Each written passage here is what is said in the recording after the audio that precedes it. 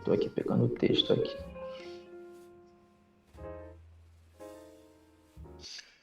Olá, meus amigos, estamos de volta com essa segunda parte do nosso bate-papo agradável com o professor Marcelo de Lacerda, com os insights para o mundo pós-pandemia. Marcelo, a gente estava conversando na primeira parte lá sobre as gambiarras digitais, né? Acho que essa palavra não pode esquecer, né? E aí nós temos, já falamos um pouquinho sobre o comércio eletrônico, mas o assunto volta, né? Então ele coloca aqui como segundo item do nosso insight, né? Ele coloca o item 2: comércio online deixa de ser uma opção secundária para compras e as lojas físicas serão redesenhadas como espaços de experiência da marca, mas as vendas migrarão mais rápido para o online do que se imagina antes, né? É na linha do que nós estávamos falando, né? Na verdade, vamos continuar aqui no nosso bate-papo das gambiarras digitais.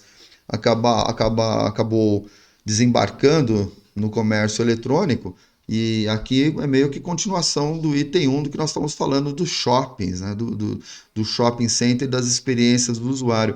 Você tinha comentado dos discos e dos livros também que você falou, Marcelo, mas você vê como o impacto dessas coisas ele é muito forte, não é? E a pandemia só veio a agravar isso. Por exemplo, o mercado de música, as gravadoras passaram por situações muito difíceis, né? Como ganhar dinheiro. Não se ganha mais dinheiro com CD. Antigamente se gravava o disco, se gravava o CD. Todo mundo sabe que as gravadoras e os músicos em gerais passaram um aperto muito grande nessa época de digitalização, onde os arquivos são trocados, são enviados de forma muito fácil. Os sites que ofertam o serviço de música pago, né, Spotify e outros, vieram dar um alento, né? De certa forma você consegue ter número de acesso, retorno, pagamento de direitos autorais. O YouTube também tem toda uma política forte com relação ao uso das trilhas sonoras, músicas que são distribuídas, respeito aos direitos autorais. Mas nesse reboque, nós tínhamos percebido também que uma outra forma de ganhar dinheiro dos artistas eram os shows presenciais. Então nós tínhamos visto nos últimos anos que artistas vinham voltando a fazer show, né? Aquele artista que só ganhava dinheiro, gravava lá um disco e ficava rodando esse disco e tal. De repente ele precisou fazer shows, né? E aí a quantidade de shows. E aí veio a pandemia e fechou essa torneira também, né? A torneira dos shows se fecharam e nós passamos a ver os shows ao vivo com os streamers, ou via YouTube, coisas do tipo, com patrocínio, né? Então o show que ele era bancado em grande parte por ingressos ou verba pública de incentivo à cultura e patrocínio, né? Você tinha basicamente essas três rendas para um show grande, um show de estádio, um show de casa de show, né? Então a pessoa conseguia dinheiro a partir de captação de recursos. Isso também diminuiu muito, os governos não têm mais dinheiro para investir maciçamente nisso. O segundo eram patrocínios, então você ia numa casa noturna ou num show de estádio e você via os anúncios lá de cerveja ou outros produtos, jeans. E o terceiro era o ingresso, e esse era o carro-chefe, né? O ingresso. Bom, com o advento da pandemia, esse terceiro ponto ele caiu, né? Ele some, e aí o que nós temos visto? Nós temos visto os músicos fazendo as suas lives patrocinadas, ganhando um bom dinheiro com isso, mas dois problemas, né? Ou mais até, mas alguns problemas. Primeiro, a live patrocinada ela foi muito forte no começo e agora parece que não está tendo já deixou de ser moda, né? No começo, fulano de tal vai fazer uma live, todo mundo queria assistir e tal. E depois, como essa live ela fica gravada, não faz muita diferença se você está assistindo ao vivo ou se você está assistindo uma live que já foi gravada, você está só reassistindo, assistindo pela primeira vez algo que não é ao vivo, a qualidade e a experiência, para usar o termo que você acabou de usar agora há pouco, é praticamente o mesmo, né? Eu na minha casa assistir algo ao vivo e assistir algo gravado, com exceção das mensagens que você pode mandar no chat e tal, a experiência é próxima, né? Então você tem essa mudança no mercado online, no mercado de música, no mercado de livros. As editoras, nós sabemos que elas estão passando por apertos financeiros enormes, né? Talvez até pior do que as gravadoras, porque as editoras não têm essa opção ainda de. É muito difícil você controlar uma cópia de um livro, né? Mesmo nas plataformas de leitura digital e tudo mais, né? O livro em papel, você vê que as livrarias realmente elas estão praticamente sumindo, as grandes redes abriram falência, deixaram de existir, né? E aí, como é que ficam esses mercados, Marcelo? O que que você acha? Então, eu acho que a única certeza é que vão ter mudanças. É, E as mudanças, na minha percepção, elas no longo prazo sempre são boas. Né? No curto prazo, quem está vivendo as mudanças, né, você acaba com, boa, algumas áreas de trabalho, cria outras. Né? Eu sempre acho que a mudança é uma coisa boa. E o que diferencia um profissional que vai ter mais sucesso de um outro é que um está focado no que ele já sabe, nas posições que ele tem. E o outro está aberto a compreender que isso vai mudar e pegar é, esse rumo de mudança. Você fala, por exemplo, você falou dos shows, mas por outro lado, hoje um show que seja virtual, que a gente acompanhe pela televisão, ele tem muito menos custo para ser produzido do que um show que precisava de uma infraestrutura física. claro, com certeza. Semana passada eu participei de um evento, semana retrasada, que éramos 600 pessoas assistindo às palestras. Eu fiquei imaginando o custo que o organizador desse evento não teria para colocar 600 pessoas assistindo aquelas pessoas falando. Né? E estava cada um na sua casa, um custo baixíssimo. Né? Então, abrem-se outras portas. Eu acho que essa que é a grande pegada. Né? Uhum, Abrem-se outras portas e a gente está no meio de uma transição. Na transição tem mortos e tem feridos. Né? A própria a revolução industrial, ela gerou muito mais empregos do que ela fez claro, com que claro. fossem perdidos empregos. Né? O número de pessoas que perderam as posições como artesãos foi muito menor do que o número de vagas que foram abertas pelo nascimento da indústria. É claro. Né? O desafio era que esses artesãos conseguissem migrar, né, para isso. Mas essa questão de que essa revolução digital ela veio e que as lojas vão ter que mudar, eu acho que vai ter uma mudança enorme no conceito, e aí de muito mais do que apenas as lojas. Né? E eu vou trazer isso para a minha área. Eu sou um cara da logística, eu sou um professor de logística. Né? Eu ouvi uma pessoa falando outro dia sobre essa mudança, a Magazine Luiza, né, crescendo fortemente nas vendas online. O CEO do Bob's, a empresa que controla o Bob's no Brasil, já disse que para pós-pandemia espera que as vendas online passem para 16%, e antes da pandemia era 7%. Né? O Mercado Livre perdendo posição para Via Varejo e para Magazine Luiza, em termos de pessoas que buscam. Eu escutei uma frase que eu adorei, que alguém falou que o novo marketing vai ser a logística. Hum, Então, muito mais do que... Porque você entra no site e você vê o prazo de entrega e a confiabilidade de entrega. isso, Quem isso, tiver o melhor prazo, melhor confiabilidade, leva a venda. Né? Não tem mais isso. aquela de eu cheguei nesse shopping que só tem a loja A e a loja B. Uhum, Né? Então, quando eu digo que essa tendência é uma tendência que vai muito além de você ter um canal de logística, um canal na internet, ela vai além de você estrategicamente entender o que isso quer dizer, né? Entender a linguagem que esse povo, que essas pessoas, que é outra linguagem, e entender o que é que passa a ter valor nesse canal. Quer dizer, nesse canal, a velocidade, a confiabilidade, ela tem um valor enorme. Eu num clique, pesquiso o preço do submarino, da Americanas, do Ponto Frio, num clique. Eu compro remédio pela internet. Num clique eu vejo o preço de todas as farmácias.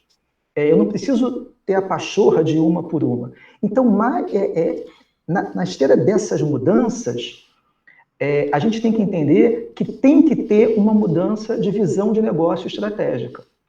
E aí, não adianta chorar pelo leite derramado. Quer sim. dizer, a pessoa tem que entender, tiveram problemas, haverá mortos e feridos, sim, mas tem uma penca de oportunidade. E eu acho que a questão sensível é essa, entender o que está por trás disso. A Via Varejo, ano passado, ela comprou a I9X, XP, empresa de venda pela internet. Né?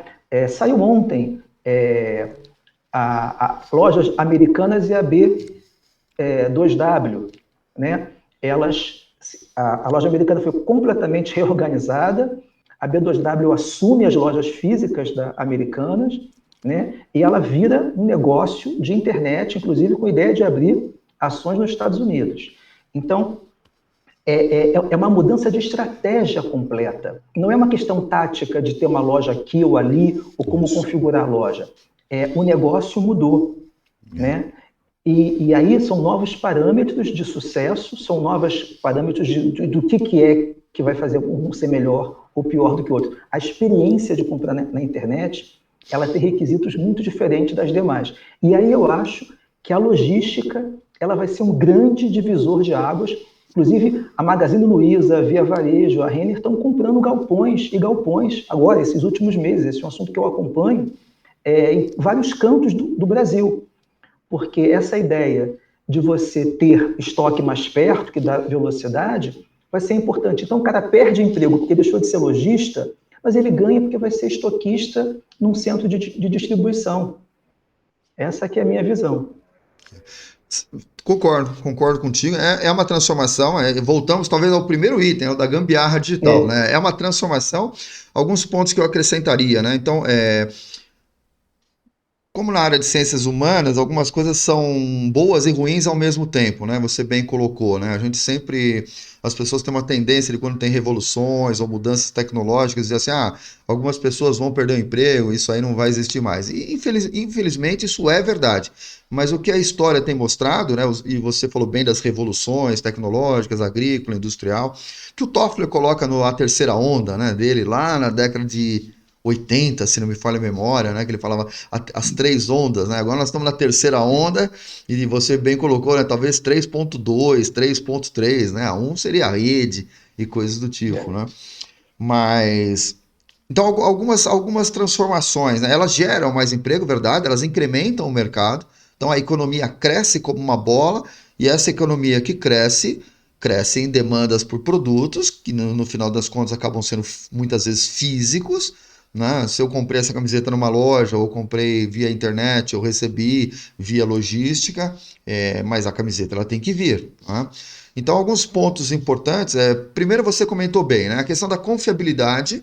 Então, uma das coisas que a internet, que nós estamos até vivendo ainda, é a questão da confiabilidade. Então, você vai entrar num site, será que eu compro? Será que eu não compro? Então, nesse aspecto, o comentário que eu ia fazer é que as lojas pequenas, elas são mais frágeis, né? Porque você entra num site que você não conhece a origem daquela loja e você fica com medo de colocar seus dados, seu cartão de crédito, né? Será que ele vai guardar minhas informações com sigilo, né? Agora você tem a LGPD, a Lei Geral de Proteção de Dados, que está implementada, já está valendo, né? Então as empresas são obrigadas a guardar os dados, mas nós ainda sabemos que isso não é feito com todo o cuidado devido, né? Se você preencher seu cadastro hoje num site, quais são as regras de segurança dos seus dados, com o seu número de cartão de crédito, inclusive o código verificador lá, né? O que vai atrás, esqueci o nome técnico. Como é que chama aquele código que vai atrás do cartão, né? Que você consolida a venda, três númerozinhos. Os três numerozinhos lá. Então você realmente não tem essa garantia toda do sigilo dessas informações. O risco ainda é grande. Então, isso pesa nas empresas pequenas. E aí, as empresas grandes, elas têm dificuldade de fornecer produtos diversos, né? E aí nós caímos no que eu queria comentar, que essas empresas como Magazine Luiza, Casas Bahia, Elo, 7, elas estão, inclusive, deixando um pouco de ser uma loja, ela mesma vendendo, mas vocês já devem ter visto, que você, como um pequeno vendedor, você entra lá e você oferece seu produto a partir delas, né? Elas estão virando centros digitais de vendas de outras lojas, né? Então, se você tem uma loja pequena, você pode se credenciar nessas lojas grandes e você faz um pedido. Por isso que de uma hora para outra vocês estão vendo essas lojas que antes, mesmo por Magazine Luiza, que só vendia eletrodoméstico, eletrônico, coisas do tipo, né? Aí de repente tá vendendo vaso de planta, vendendo grama artificial, tá vendendo produto industrial, equipamentos industriais. Fala, mas o que aconteceu? E aí quando você efetiva a compra, né? A Elo 7 é um outro exemplo de comércio desse tipo, que seria um exemplo de um shopping digital, né? Ela tem lá, é mais do que, um pouco mais do que o Mercado Livre, né? O Mercado Livre ele foi criado para pessoa física. As pessoas estão ganhando dinheiro profissionalmente com o Mercado Livre, mas essa não era o perfil do Mercado Livre. Essas outras lojas não, elas têm esse perfil mesmo, né? Então, se você não quer ter todo esse trabalho de montar o seu digital, instalar o forma de pagamento e tudo isso, paga uma pequena comissão para nós, venda através do nosso site, nós temos um volume grande de clientes, é o princípio do shopping, né? Só que o shopping digital. Então, essa é uma tendência.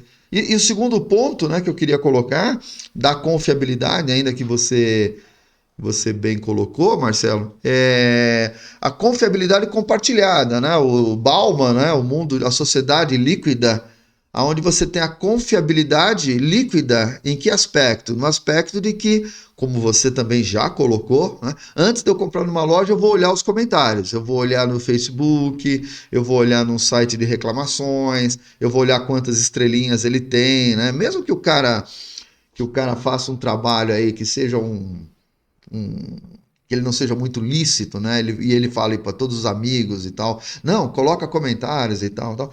Mas acaba que o volume de internet é tão grande que é difícil ele fazer isso, né? Então você vai ver se as pessoas comentaram, quem comentou, os perfis da internet que deram bom uma boa estrela, né? Você vai olhar se aquilo lá é real, não é um robô, você dá uma olhadinha. As pessoas estão fazendo isso, eu faço isso, né? Então você vê lá uma loja que tem um comentário legal de uma determinada pessoa, eu pego aquele comentário, o nome daquela pessoa, vou dar uma olhada no Facebook, se aquele perfil é novo, se existe, né? Aí tem foto do cara passeando na praia e tal, você fala, bom, então esse é um perfil verídico, né? Então você entra lá no Facebook, o perfil foi criado há 3 meses atrás, não tem foto nenhuma, só tem a foto da pessoa, o nome, e ele pôs um comentário. Você fala, isso aí não existe, né? Isso aí é comprado, né? É um comentário comprado. Então, essa liquidez, né, para usar o termo do Bauman, né, dessa sociedade fluida, permite esse tipo de verificação. Né? Então, todas essas são transformações. Não é isso, Marcelo? O que você acha disso que eu falei? Eu, quando vou escolher um médico, quando cheguei aqui em São Paulo, eu não conhecia nenhum endocrinologista, nenhum médico, então você tem uma indicação ou outra, mas você vai na internet também ver os comentários feitos para ele. Eu acho que, eu concordo com você, existe essa questão da confiabilidade, as empresas menores estão mais expostas a isso, e acho que tem uma grande tendência a consolidações. A gente viu semana passada a Soma, que é a dona da marca Farm e da Animale, comprando a Hering, né? A gente está vendo grandes consolidações, a Via Varejo está para lançar ações, está para abrir aí para coisa de 3, 4 bilhões para comprar sei lá o que, eles querem ter dinheiro em caixa. A Renner tem uma pequena fortuna também em caixa, esperando uma oportunidade. Então, acho que vão ter muitas consolidações, isso para falar do varejo, né? Mas a gente está para conhecer o que é que vai acontecer. Por exemplo, compra de automóveis. A gente vai começar a comprar automóvel, a gente vai abrir mão da experiência a gente não sabe, tem muita coisa para acontecer ainda. E tudo vai acontecer muito rápido. Essa é minha impressão. Aqui no Brasil a gente está vendo esse movimento de consolidação muito forte entre as empresas. Eu acho que algumas áreas vão sair prejudicadas. A gente vai falar sobre isso num dos últimos temas. Isso tem muito a ver com a escolaridade, com a formação da mão de obra, capacidade que ela tem de se readequar aos novos desafios. E também tem a ver com o acesso a equipamentos bons de internet, que sejam seguros, e a redes boas, que cada um tem na nossa casa. Com o dólar do jeito que está, trocar um notebook, né, comprar um celular que te dê mais segurança para você entrar na internet, que tenha maior velocidade, está cada vez mais caro. Então, na outra ponta, a gente tem um país que ainda depende muito de importados, de materiais eletrônicos, e principalmente de internet. Então, se é verdade que a gente vai aumentar a relação digital, é verdade também que vai ter um grupo de brasileiros que vai ter mais dificuldade de ter os equipamentos adequados para ter essa experiência de maneira segura e rápida. Né? Esse talvez seja um problema no Brasil. A gente talvez fique um passo ou outro atrás do que possa acontecer no resto do mundo. Verdade. A questão do câmbio, ela impacta fortemente nos equipamentos e no custo da infraestrutura. Né? Vamos avançar um pouquinho, Marcelo? Nesse item, Só podemos. fazer um Você ia fazer um último comentário? comentário. Só um comentário. Quando você tem 10 lojas, e você tem que ter estoque em cada uma delas, e quando você substitui essas 10 lojas por um único estoque central, há uma enorme redução de custo de estoque. Uma enorme redução de custo de estoque. Porque o custo de um estoque central Claro. ele é menor do que os estoques descentralizados. Para uma empresa que compra roupa e revende roupa, o custo do estoque ele é brutalmente alto no custo da estrutura daquela empresa toda. Então, existe uma possibilidade, com essa consolidação, de nós termos empresas mais rentáveis, inclusive que possam crescer mais e possam ter espaço para consolidar o mercado. Existe uma mudança importante por trás na estrutura de custo das empresas quando elas consolidam. Essas empresas que estão buscando isso, não estão buscando só porque isso é uma tendência. Elas estão querendo formar essa tendência porque isso é bom para elas em termos de estrutura de custo. Sim, mas por outro lado, lembrando que o Brasil é um país continental, né? O Brasil é maior do que uma Europa, né, Marcelo? Então as concentrações de estoque elas acabam conflitando com a questão do fluxo das mercadorias pelos canais logísticos, né? Então o transporte há que haver uma um pensamento, não é? Quanto que é o custo do deslocamento em termos de custo mesmo e de prazo, né? Você fala, é barato enviar. Sim, é barato, mas demora 3 dias, eu perco a venda, que nem você bem colocou mesmo agora há pouco, né?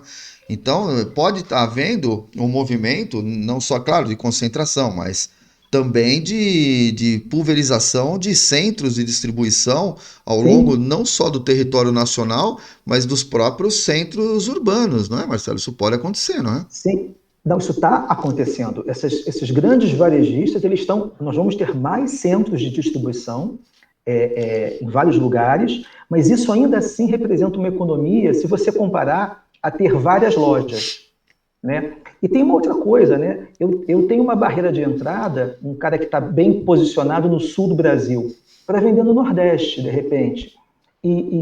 Com a chegada, com a venda pela internet, as barreiras de entrada caem estupidamente também.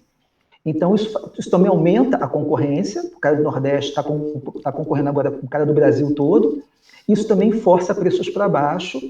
E se força preços para baixo, mas reduz o custo, todo mundo ganha. A empresa pode conseguir baixar o preço, mas tem uma redução de custo e quem compra pode ter um produto mais barato. Quer dizer, eu vejo que isso que você falou, vão ter mais centros de distribuição, mas ainda assim vai haver um ganho logístico. E a gente acessa áreas e a competição ela é uma das coisas mais eficazes para a redução de custos. Com Né? certeza, com certeza. Dois comentários sobre isso que você falou. Bom, primeiro, eu acho que pode haver uma tendência. Hoje nós achamos que 2 dias ou uma semana para entregar um produto é bom, né? Mas pode começar a acontecer que os hábitos de consumidor também vão começar a ser mais exigentes, né? Então o cara começa a falar, não, olha, eu entrego essa mercadoria, né, hoje, né? Se você comprar até o meio-dia, até as 18 horas, você recebe, né? Como acontece no Japão, em alguns países. Então, essa briga, não só por mercadorias e preço, já que agora todos estão lutando aí no mesmo com as mesmas condições, né? A minha loja ela é eletrônica, ela é quase tão boa quanto a loja grande, né? O site é semelhante, então talvez eu possa brigar por outros aspectos, né? Nichos de mercado, segmentos de mercado, atendimentos especializados na região. Você fala, não, na minha região da cidade eu entrego em 4 horas, né? Você faz o pedido e eu te entrego, né? Eu tendo mercadoria eu entrego rápido, né? Esse é um ponto. A briga não só pela mercadoria preço, mas o prazo de entrega assim absurdo, né? Nós temos essa experiência nos Estados Unidos, nós temos algumas empresas como é que os americanos chamam fast away ou coisas do tipo, que o cara consegue garantir para você que, olha, se você fechar a compra, a mercadoria está saindo agora, né? Dentro da cidade eu te entrego em 2 horas, em 3 horas a mercadoria. Né? Isso nós não temos no Robson, Brasil ainda, né? então, foi o que eu falei, né? O novo marketing vai ser a logística. Existem alguns sistemas, alguns algoritmos, a Amazon tem um deles, que ele vai observar os seus hábitos de busca e quando você fizer a compra de determinado produto, ele já previu e aquele produto já está separado para você. A Amazon já tem isso é uma tendência das entregas antecipadas, inclusive. Quer dizer, eu já sei que você vai comprar isso, é uma questão de tempo, eu já separo isso para você. Quando você clica, já está tudo prontinho. Só falta eu colocar no veículo. A logística adquirindo uma importância central no marketing para alguns usuários. Isso é uma mudança importante de escala e estratégica nas organizações. A estatística e a probabilidade, né, são bases desse mercado, né? Porque isso que o nosso amigo Marcelo está falando aí, né? Estatística é probabilidade, né? Curva de compra com probabilidade de compras futuras, né? Você avalia eventos passados na estatística e você tenta antever eventos futuros através da probabilidade, a famosa probeste que os alunos fogem tanto, né? Eu quero morrer do coração. Você é um engenheiro, é um cara de exatas, eu sou de humanas, como se dizem por aí, quase que como uma ofensa, né? Hoje em dia, você dizer sou de humanas, né? Você está quase que ofendendo a pessoa, mas eu sou de humanas, mas... E eu fico muito bravo quando eu ouço coisas do tipo, fui fazer ADM porque eu não gosto de matemática. É mesmo? Como é que você vai fazer marketing sem matemática? Como é que você faz matemática financeira, né? Como é que você faz finanças sem matemática? Como é que você faz estoque sem matemática? Como é que você faz RH sem matemática? Como é que você faz curva de desempenho, análise, avaliação de desempenho e coisas do tipo sem matemática? Como é que você faz os custos da sua empresa sem matemática? Então, quando a pessoa fala que foi fazer ADM porque não gosta de matemática, eu quero morrer do coração, né? Porque não tem uma área da ADM que você não vai fazer matemática. Eu estava conversando com colegas psicólogos, né? E ele estava falando de curva, de estatística, de pesquisa na área de psicologia, né? Então, psicologia se faz matemática para você também. Então, a matemática, a probabilidade, a estatística, ela está em tudo, né? E, Robson, o inverso também é verdade. Quer dizer, ninguém vai ser um bom engenheiro se não entender de pessoas, se não entender que no limite são as relações interpessoais que fazem o sucesso de uma organização ou não. O técnico, eu troco ele rápido, porque tem gente boa sobrando por aí. Mas o capital humano, a pessoa que interage bem, que ajuda, que pede ajuda, esse é raro. As duas, o inverso também é verdade. Essa dicotomia ela tem que ser destruída decididamente. Verdade. Verdade. Eu ia fazer outro comentário, acabei me esquecendo aqui. Passou. Vamos avançar no item aqui. Mas esses itens nós vamos perceber que eles meio que se complementam, né? Então, o nosso item número 3 aqui, ele vai dizer da questão que nós já falamos um pouquinho, que é as mudanças de hábito de consumo. Então, outro insight indicado aqui, 95% das lojas Starbucks foram reabertas na China, mas o movimento da loja é 60% do que era. Então tem uma queda de 40%. As pessoas não consomem mais na loja. Na maioria das vezes elas compram e vão embora. Mudanças de hábitos de consumo. Aí o que nós podemos pensar também, Marcelo, veja o que você acha, né? Desculpem, houve uma falha aqui. O que nós podemos pensar também será que isso é só um efeito da curva pós-pandemia e depois com o passar do tempo? Eu vou dar um exemplo do que eu estou pensando, né? Hoje, que hábitos que nós temos que são ainda impactos da gripe espanhola, né? Praticamente nenhum. Né? Praticamente nenhum. Então, ela ficou para trás, né? E não está tão longe assim a gripe espanhola, né? Se nós pensarmos em termos de tempo da história da humanidade, né?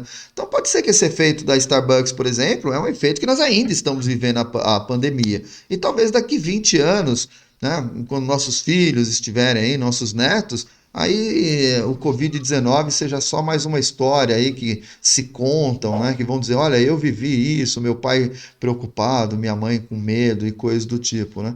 Será que há uma possibilidade, né, Marcelinho, nos termos de hábitos de consumo, de nós voltarmos ao normal? Quer dizer, será que aquela história do novo normal pode não acontecer? Então, eu acho que tem as duas coisas. Eu acho que, certamente, quer dizer, enquanto não tiver todo mundo vacinado, pelo menos um número estatisticamente suficiente para garantir que a contaminação vai estar limitada, vai estar bloqueada, as pessoas vão ficar inseguras. É razoável que 40% das pessoas, né, esse exemplo que você falou, que 40% das pessoas, só 60% voltaram lá na Starbucks, se sintam inseguras. né? Mas eu acho que, para além, não dá para prever, né? A gente é um exercício muito ingrato você tentar prever o que vai acontecer. Eu acho que um grupo de pessoas vai voltar a ter a vida mais normal, pré-pandemia, assim que houver segurança, né? Eu acho que a vacina é o caminho, ou então até que venha a surgir algum remédio para isso. Mas existe um grupo que vai se acostumar com uma coisa diferente. Então, as pessoas, por exemplo, que estão pedindo essas... Você tem o caso do Bob's, né, aqui no Brasil, que eles estão prevendo que vai sair de 7% para 16% as vendas online, vai mais do que dobrar, né? As pessoas que vão trocar, porque comer fora é uma experiência. Não é só você pegar o sanduíche, comer, ou tomar o café e comer, ainda mais no Starbucks, que tem todo um ambiente construído para que você tenha uma certa experiência. Quando você troca isso pela sua casa, quando você troca o cinema por ficar em casa com seus filhos, com a sua família, vendo o Netflix, por exemplo, você precisa reconfigurar a sua casa. Então, eu acho que eu vejo o mercado de venda de imóveis, ele bombou. O mercado de imobiliário, ele não parou um minuto sequer. Ele foi uma das grandes estrelas do ano passado, né? Porque as pessoas, tanto é que de construção de casas, quem tinha projetos de fazer uma casa num sítio, tirou o projeto da gaveta. Então, eu acho que existe uma penca enorme de oportunidades. Então, se vai ser ruim para alguém, vai ser bom para um outro. Né? Vai ser bom para o cara que vai construir umas casas, a FSH, que é uma grande imobiliária que só constrói padrão alto, tipo Fasano, está lançando um condomínio de luxo formidável agora. E estão vendendo isso tudo que nem água. Então, eu acho que a questão existe hoje uma quantidade razoável de oportunidades para reconfigurar a casa, com móveis, com obras, a pessoa se mudar para um ambiente maior. Eu acho que isso é o fato. Agora, eu acho que vão ter as duas coisas lá na frente. Eu acho que talvez a diferença, você trouxe uma comparação ótima, né, sobre a gripe espanhola. Eu aqui não me lembro de nenhum fato assim importante na vida das pessoas, no sentido de ferramenta de vida das pessoas, que tenha acontecido no finalzinho da década de 10, lá de 1910, quando 20, né, a gripe espanhola é 1920, um pouco antes, um pouco depois disso. Não teve nenhuma grande mudança. Hoje nós temos a internet, nós temos um celular na mão, né? A gente, outro dia eu mandei parabéns para um amigo meu, muito querido, que fez 50 anos, eu conheço ele há quase 40, e eu falei, quem de nós imaginaria que eu estaria te dando parabéns por uma mensagem escrita enviada pelo telefone? Isso ia parecer uma piada ridícula alguns anos atrás, né? Verdade. Então, hoje nós temos a internet, que ela possibilita mudanças de hábitos mais consolidados do que talvez antigamente. O carro veio e mudou completamente os hábitos. O cinema veio e mudou completamente. Estamos diante de um novo carro, de um novo cinema? Essa é a sua pergunta, eu não sei. Como é que é? O que você comentou? O que? O cinema? O carro? O quê? O carro e o cinema provocaram mudanças de hábitos formidáveis na sociedade. A gente conta a história do mundo antes e depois do cinema, antes e depois de Ford. Será que nós estamos diante de um momento desses da nossa história? Marcelo, vamos dar uma paradinha aí, que você acabou de fazer um bom turn point aí, né, com o nosso bate-papo. Nós vamos encerrar essa segunda parte aqui, vamos voltar na terceira parte, continuando daí onde você parou, e eu quero trazer outras questões, né, a questão da mobilidade urbana, a questão que você bem colocou, do modus vivendos, né, as casas, as reformas e coisas do tipo, e como é que será o futuro sobre isso, tá bom? Então vamos dar uma paradinha aqui nessa segunda parte, você continue nos acompanhando, deixe seu like, se inscreva no canal, e vamos voltar em seguida para continuar esse bate-papo com o professor Marcelo Lacerda.